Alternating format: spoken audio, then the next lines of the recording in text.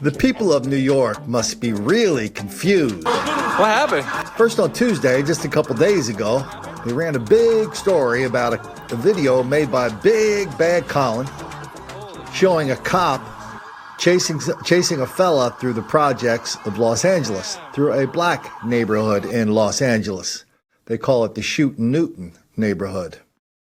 Anyway, so instead of just running the video, I went out and found a cop and I let him tell me what was going on. And he described in some detail about how cops are victims of this black hostility, violence, and threats every day. New York Post had a heart attack and they ran a big story saying Colin's a bad person. They ran the story after the head of the Sergeants Union got a hold of the video. He sent it out to all of his members. He said, you guys have to watch this video and listen to every word because this is the best video I've ever seen that tells what it's like for a cop. Yeah, lots of cops all over the country use my videos as training videos. Now, well, they call them training videos, but they're really just a reminder of what they're going to find when they walk out their door and get into their police car to go to work. That was Tuesday. On Thursday, 2 days after they talked, they said that's the craziest story they ever heard about black people being violent towards cops. They ran a big story about how black people are violent towards cops and showed the cops arresting this dude, trying to arrest this dude for something. All of a sudden, they're surrounded by a large group of black people who are attacking them, threatening them, throwing objects at them. And now we come to Saturday. The very same New York Post figures it out. Finally. Headline: Cop-hating mob at Brooklyn housing project injures 3 New York Police Department officers. Wow. When you niggas gon' unite and kill the police, motherfucker. When you niggas gon' unite and kill the police, motherfucker. This is the same paper that said, well, that doesn't really exist, and anybody who says it exists is just making it all up and is a very, very bad person to boot. Why don't we read a little bit of their story? This is written by 2 different reporters than the people who covered the story on Tuesday. Roving cop-hating mobs erupted in violent taunts and gunfire in Brooklyn overnight into Sunday, leaving 3 officers with minor injuries. At least some of the injuries were caused by airmail, objects thrown down at cops from rooftops, police at the scene in Bed-Stuy told the Post. By early Sunday, 11 people had been arrested on charges of disorderly conduct. The violence came after a series of water-dousing attacks on New York Police Department officers throughout the city this summer. Then they tell you a little bit about what the crowd was shouting at the cops. Straight up cowards! One man in the crowd there shouted at cops. You don't know how to do anything, you effing coward! One of the cops injured had to be hoisted into a gurney who rushed him to the hospital at 11 o'clock. At least 6 or 7 gunshots rang out from the rooftop of the housing project shortly afterwards, causing no injuries, but sending scores of cops running towards the gunfire. By 12:30, small roving bands of angry residents were still taunting police officers in the surrounding area. Roving bands, that was a term from the 60s. When they described these situations, then they would describe them as roving bands of Negro youth. Anger. Okay, now here we get. Okay, so finally, the New York Post, they can't just cover it right. They got to do this. Anger may have been stoked by cops using pepper spray to disperse crowds who were barbecuing and picnicking as part of a Marcy Day celebration, said residents. The after effect of the pepper spraying was captured on video, posted to Instagram. It shows angry residents trying to flush the chemicals from their faces and skin with milk. Quote, everyone was just having their fun. No gangbanging. Everybody was sitting around enjoying Marcy Day. Everyone having cookouts and stuff. Cops just started pepper spraying, she claimed.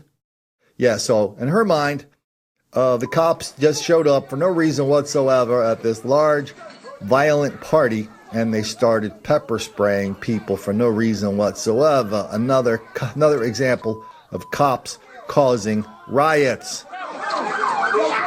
Well, it's weird because when you look at the other, so this is as far as it goes, this was actually the best story on the thing. Some of the other, let's take a look at the stories and see how the other stations covered it or did not cover it. A large fight turned into a crime scene after shots were fired at police in Brooklyn. The gunfire rang out shortly after 2 this morning, and we just learned that several people have been arrested. Eyewitness News reporter Diana Rocco joining us live from the Bed-Stuy neighborhood with more. Diana. Hey, Rob, good morning. It has been a very busy night for police here in Brooklyn. We have just learned that 5 people have been arrested for disorderly conduct early this morning after officers responding to a call were shot at. This is the car those officers were driving. It is now part of this investigation. Crime scene units have been on the scene for several hours. Those officers were responding to a call when they were fired on. Here is what happened next. The video shows a lot of people on the street at the corner of Bainbridge and Saratoga in Bed-Stuy. About 2 o'clock this morning, the plainclothes officers were responding to calls of street fights several blocks from here when they heard gunshots and could actually feel bullets ricocheting off their car. Those officers called for backup. You see several people being taken into custody. The plainclothes officers were not injured and did not return fire, but police tell us this morning they have found significant evidence that shows those officers were in fact fired on. Again, 5 people have been arrested here this morning for disorderly conduct. Police are still looking for the gunman. All of this remains under investigation. Following breaking news in Brooklyn, the NYPD is still searching for the person who opened fire on plainclothes police officers in Bed-Stuy.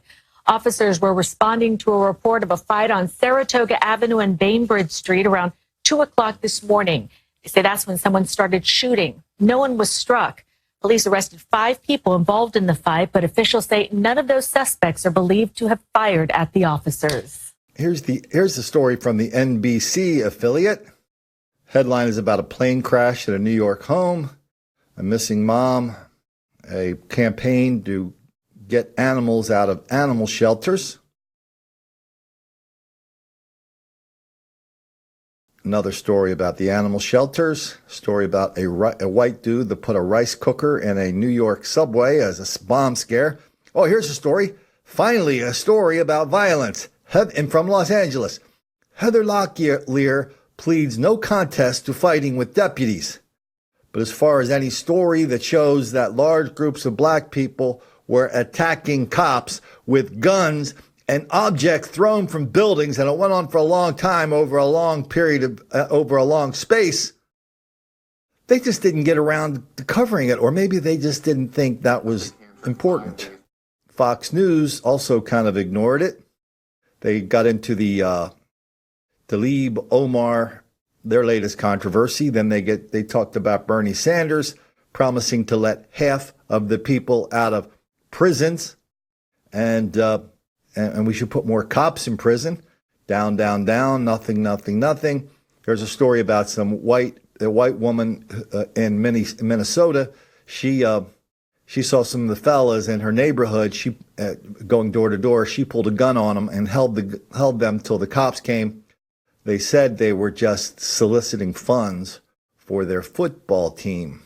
Over at the New York Times, fresh off of a promise, they were going to start covering racial stories and how Trump is racially dividing the country.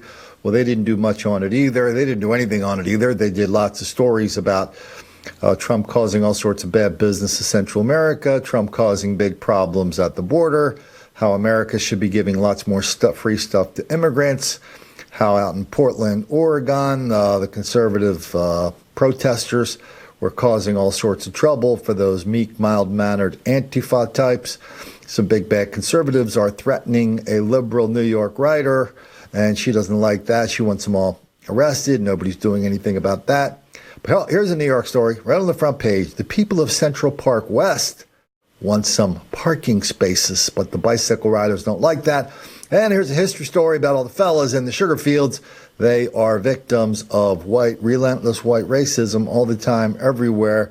That explains everything, even back then. Nothing in the New York Sun, nothing in the Gothamist. Please, sir, I want some more. So for most of New York, the people who depend on their online papers to let them know what's happening in their city the night before while they were sleeping soundly in their beds, while rough men in the night were ready to do violence in their behalf to protect them, they didn't know anything about what happened in Bed-Stuy. They didn't know in their city, large groups of black people are shooting at cops and throwing stuff at cops from housing projects.